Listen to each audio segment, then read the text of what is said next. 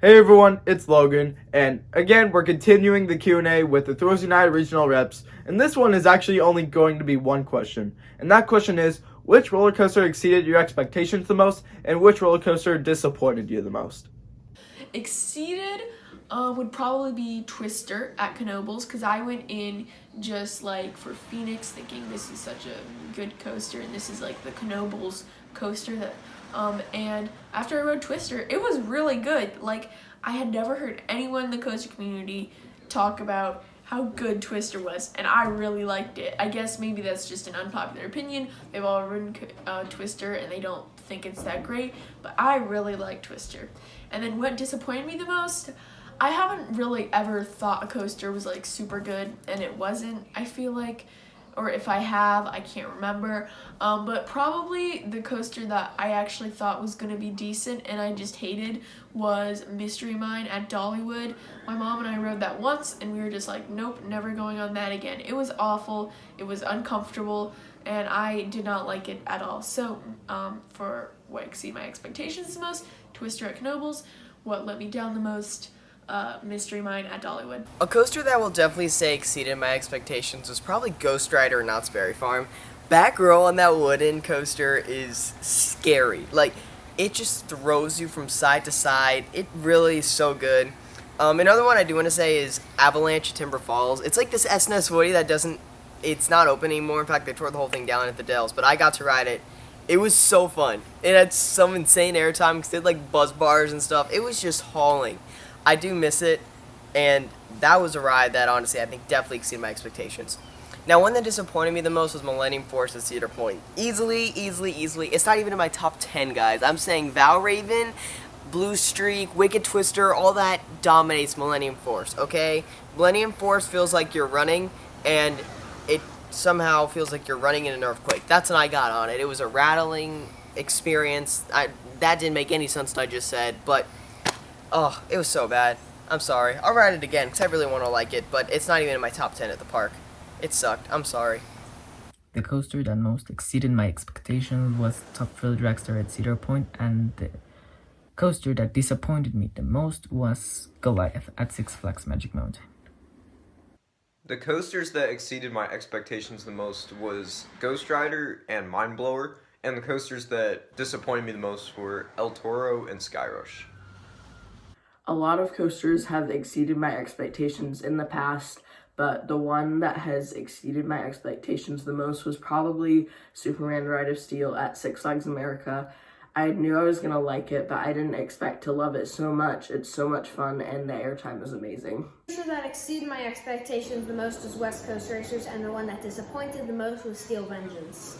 So for the coaster that exceeded my expectations most in a positive way, I have to go with Lisebergbanen in Liseberg. So I did rode it back in 2014, but I didn't remember it that well. But then I came back this year and I absolutely loved it. It's one of my favorite coasters. I love terrain rides, and Lisebergbanen is a long ride. It's an old classic and has a lot of good airtime. I just love that ride so much. And my biggest disappointment of a ride is probably Fury at Bobbejaanland in Belgium. The thing with that was that I loved all the Ghostline Infinity coasters that I've ridden, which is Carajo, Cannon in Hansapark, and also Smiler at Alton Towers.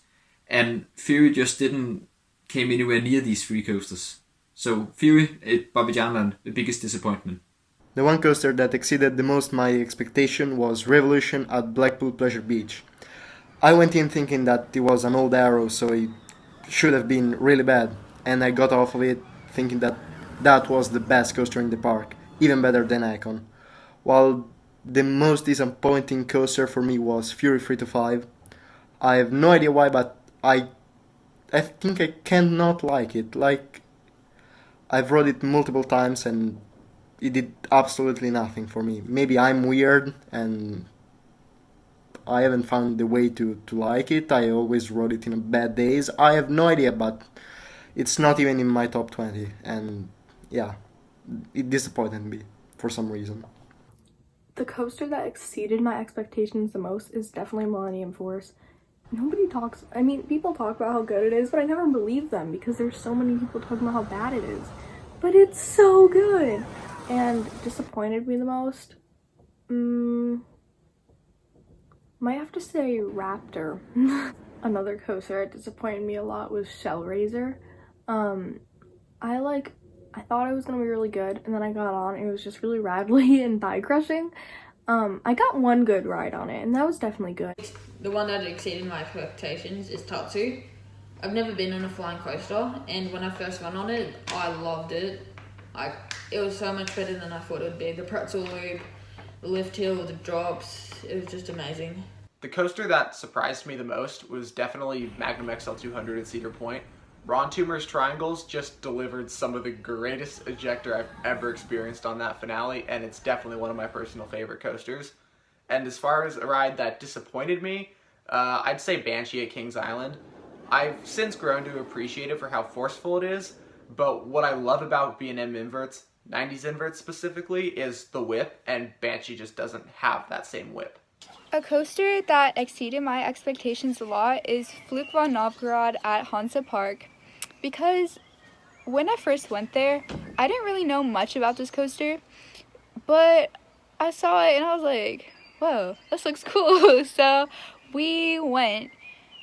That launch, oh my gosh, I was not expecting that at all. The launch on that is so forceful, and just the whole ride, like there's an indoor section, and that whole part is just so surprising, and it's one of my favorite coasters I've ever ridden. Yeah, me too. The coaster completely blew away my expectations, and the fact that we didn't know a lot about that ride going into the park made it that much better. Alright, so one coaster that did not meet my expectations, it's a little controversial, but we'll explain why. So that coaster is Expedition G-Force at Holiday Park. I know that we're gonna get some hate for this, but I think people just hyped up that coaster so much that we were expecting a lot more when we rode it. I don't know if it was just a bad day, but it wasn't like intense or anything, and I like intensity on coasters, and that just didn't do everything for me that it did for everyone else, I guess. I don't know. Hopefully we get more rides. Yeah. I remember the first time riding it, and I was obviously really excited because of all the hype around it. And then I just remember the ride, like, coming to an end. I was like, oh. Yeah. Okay. But yeah, it's still a really fun ride regardless. Yeah, it's still in my top 10, top 5, I think. But it's just, I don't think it's all that everyone says it is. Yeah. I don't think, definitely not the best coaster in the world. No, definitely. The coaster that exceeded my expectation the most was probably either Full Throttle or Boulder Dash. But the one that did not exceed my expectation the most was definitely X2. It was my 300th, and I sat on the outside seat, and it was so rough. So one of the most disappointing coaster experiences I had is with X-Flight at my home park. And the first time I rode it, like, I thought it was great. I really liked the ride. But then I went back and rode it later, and I just noticed, like, the restraints are so bad. Like, they tighten so much, and it really just takes away from the experience. Like, it doesn't make it, like, an awful coaster. I still think it's pretty fun, but, like, the restraints are just terrible. Really take away from it. And one of the most underrated roller coasters I've ridden is actually at Six Flags St. Louis. It is Pandemonium. This ride was actually fun. Like, I got a good pop of airtime on it. It's a fun ride. You guys might think it's a family coaster, but let me tell you, that's a good ride. Cornball Express at Indiana Beach definitely was way better than I expected, especially because I rode it 30 times, but Hoosier Hurricane at the same park probably was not as great as I was hoping because it was really rough. Honestly, sadly to say, which disappointed me the most was Top Thrill Dragster, because I was really hyped, but then I was like, what? That's it? Like, it was really amazing for what it was, but I just, for some reason in my head, felt that it would be more. And the coaster that surprised me most was definitely Cheetah Hunt. Like, I went in thinking, oh, this will be like an okay family coaster, and then I rode it and I was like, wow, that was amazing. So, the ride that exceeded my expectations the most, probably Legend at Holiday World. That ride is so good. It's in my top 5, maybe. Yeah, it's in my top 5. And it's just such a crazy ride, and we had so much fun at Holiday World last year. At Hollywood Nights, and we stayed at a scary cabin in the woods. But this year we were gonna have a ton of friends, but sadly it got canceled because of Corona. But I'm excited to go ride that ride again. A few coasters that exceeded my expectations were Phoenix, because I had tons of room when I first rode it and I got crazy airtime.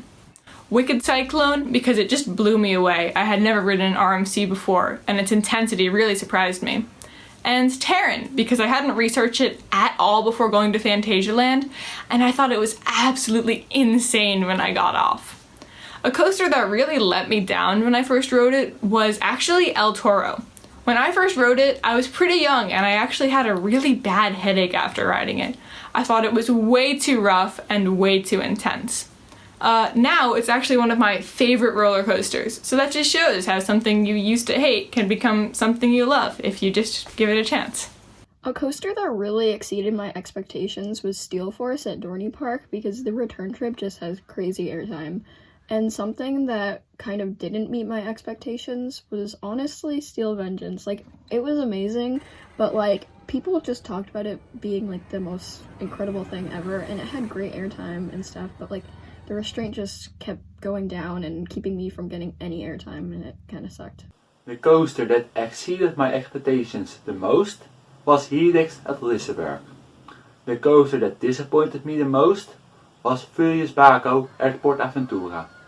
The coaster that exceeded my expectations the most would probably be Ravine Flyer 2 at Walden, because I heard a ton of people say like, oh, it's just an average wooden coaster, it's not that good. But when I rode it, I was surprised by like how intense and crazy that was. Like, that those airtime hills were insane and all the turns just completely whipped you. That's in my top 25 favorite roller coasters of all time.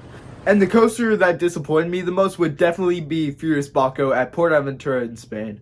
And like, I've heard people say like this coaster was a little bit rough, but it was still fun. And plus, it was probably my first intimate wing coaster I rode. Maybe the only one in the world, I'm not too sure. But the launch was actually really good. It was very intense. But as soon as we took that first turn, my head turned into a freaking pinball. And it was just bashing the whole entire ride. And like, yeah, the turns were intense and stuff, but the headbanging was the only thing I could concentrate on. Like, I don't mind like roughness on coasters, but as soon as headbanging starts, that's just a major turn off. And I know a lot of people like that stuff, but I am not a fan of that. That was just a terrible experience. So that's it for this question of this major Q&A. You can watch the playlist for all the previous questions and answers if you want. And stay tuned for the rest of the installments. We'll see you guys later.